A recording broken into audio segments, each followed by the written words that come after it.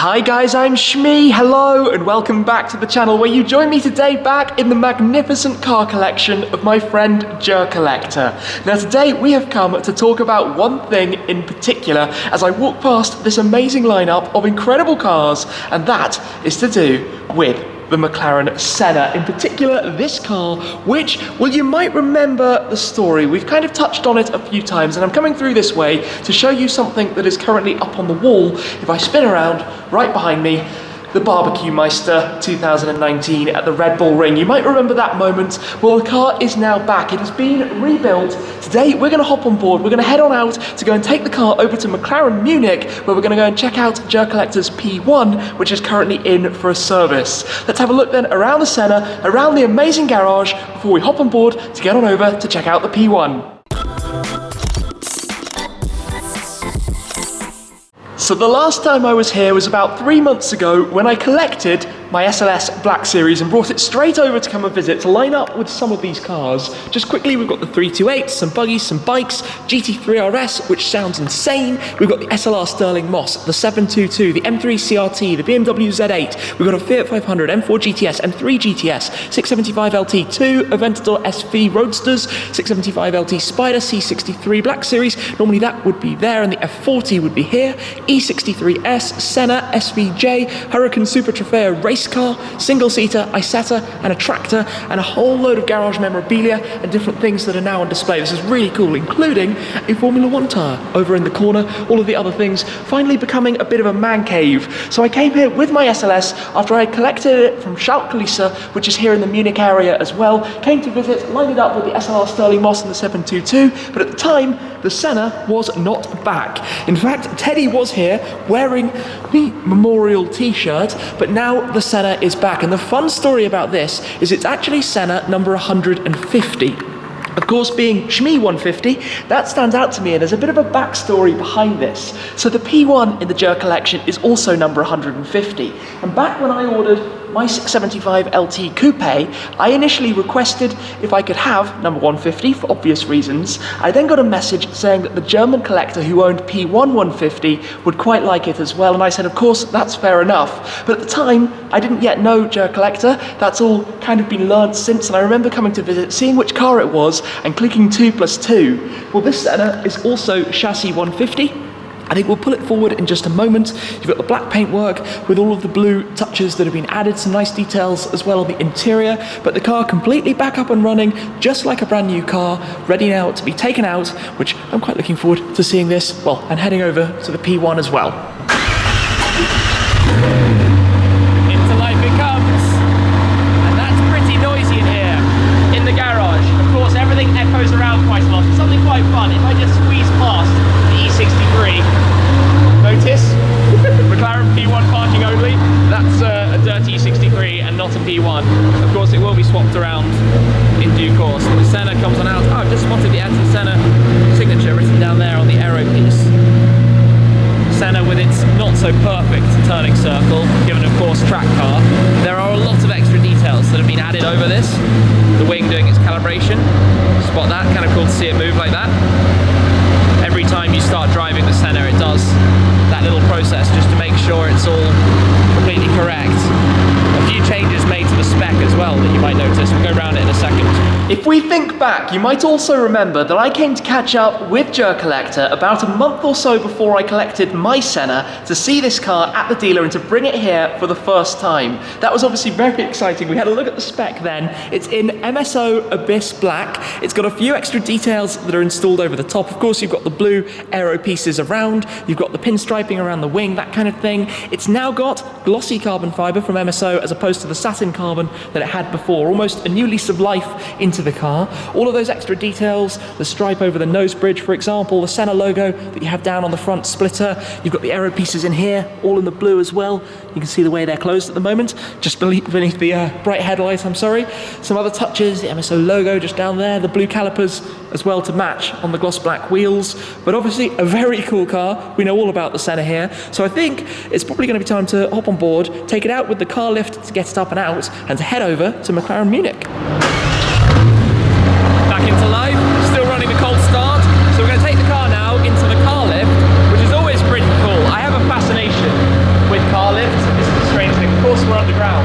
But you literally drive it out here, go up, and drive out the front. So outside, it's almost like a single car garage. And then downstairs, you've got this, and you've got the barbecue meister. That was quite an awful moment, I think, for everyone when this car had those flames popping out of the back of it. Well, now it is completely as good as new. All other cars had a recall a year ago. Not the recent recall you might have seen, it was longer ago than that, to get them all sorted out. Up it goes, which means that will go in, shutters will come down, I'll go upstairs, and we'll see it emerging. And as if by magic, we are greeted then by the bright blue lip of the Senna, which we will pull out and jump on board.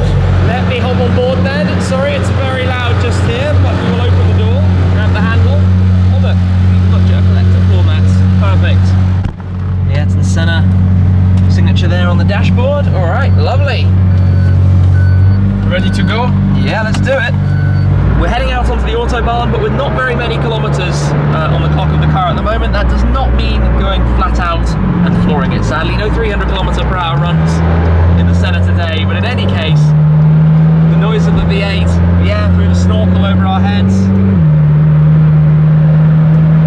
and a feeling of being stuck to the tarmac on every bump just plants the car down. So cool. Obviously my car has all satin carbon around the inside, and I have cerulean blue in the body colour on my gas struts for the doors. The Bowser Wilkins sound system on this, full carbon side sills. Cool place. Other cars on the Autobahn with something like this, which literally looks like it's come straight off Hockenheim or the Nürburgring or something, goes past.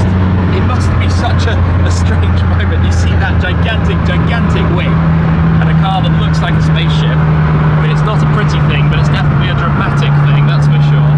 The thing that hasn't changed about being in a Senna is that it is really, really loud. This is not a car for road use. I have to shout, basically, I think, so that you can even hear anything that I say, because you've got all of the road noises, and there are no stones or anything picking up and bouncing off the top, but it is very, very loud as we make our way down the Autobahns, out and about towards McLaren Munich, on board the Senna. New facelift Audi RS5, we know who's driving that. Friend at the moment has the car. He's just noticed. Looking good, facelift car. It's in a bit of a slower section at the moment. Now this is quite unusual, but absolutely amazing to see. GerCollector's McLaren P1, number 150, in for a big service, currently with the engine removed, which I will show you in one moment. But what we can see here a little bit is that you have the fuel tank down at the bottom of the back of the cage. The batteries sit in the bulkhead of the carbon fibre cage that you have right behind. Obviously we've got the wing mechanism exposed as well, a hydraulic mechanism. Everything disconnected because this is the power plant. Now I've just been taking a look around. The 3.8 litre twin turbocharged V8, which is of course a hybrid, and you can see the electrical systems if we come round here. You've got the electric motor, which actually connects to what's called the hybrid drive assembly, sitting between the gearbox and the engine, and that is how you can have the e-drive mode, by having the engine uncoupled, disconnected. There's a clutch in here so the power can come from the electric motor completely. Around this side, you've also got the compressor for the air conditioning unit, which is powered from that as well, which is why you can still have AC even when the engine is actually turned off and you are driving the car silently. Of course, given it's a high voltage vehicle, hybrid, it's sitting behind the barriers for the moment. But this is fascinating to see. Volcano orange car. Really, really interesting. Out in the sunshine, look at this paint colour. Abyss black from MSO with the blue metallic flake, rather like the blue flake in my Orion purple. Looks really nice actually on the Senna. Anyway, let's hop back in, we're heading out. A Senna and a little bit of traffic, although it doesn't look too busy, out onto the main road. So we've got our half-height windows, we've got the aircon blasting because it is boiling today. But here we go, heading back towards base then. One of this car's, I guess, first outings since it's been back and reunited with the garage. It's actually quite fun for me to be in the passenger side, looking out through the window, out at the road markings down below.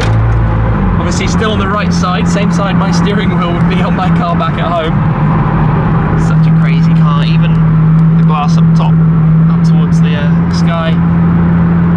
Yeah, what a feeling. The sounds of the air fluttering, that's what's always quite fun, when you just gently press on the throttle and you get that kind of I love that, the noise of the air overhead.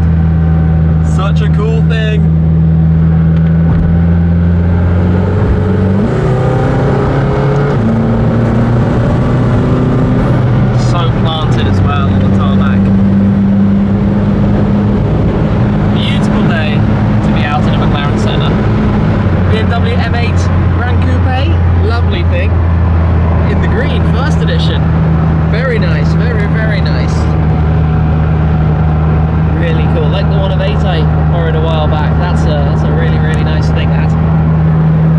Wow. Oh, the torque is insane. You know what, I forget quite how quick this car is. 800 horsepower, 800 newton meters, sorry, 800 kilos of downforce as well. The full trio of 800 figures. Just planted on the Autobahn. As if by magic then, we return, drive back into the car lift. Very strange feeling on the ramps. In a second we will go down. And just for fun, while we're going down, popping the car into race mode, you can see we are literally currently floating our way down. Takes a little bit of time to adjust the suspension of the car, adapt it and change it and set it up for track driving. But it also happens to look infinitely cooler as well. I do quite like the gloss dash, it's quite different. And just like this, we reach the bottom, the garage door opens, and we will be greeted again by the entire GerCollection. That's actually quite a beastly view. Right in front of us, the SVJ and the Hurricane Super Trofeo. How cool is that? Those things are menacing. The ultimate Lamborghinis for road and track. Yeah, we'll get this parked back up, I guess. This is such a crazy view. What a cool garage. Amazing. And we are back. The Senna is parked up, the SLS has moved ever so slightly and is now pretending to be a member of the GerCollection for the time being, sandwiched between the red SV Roadster and the red LT Spider.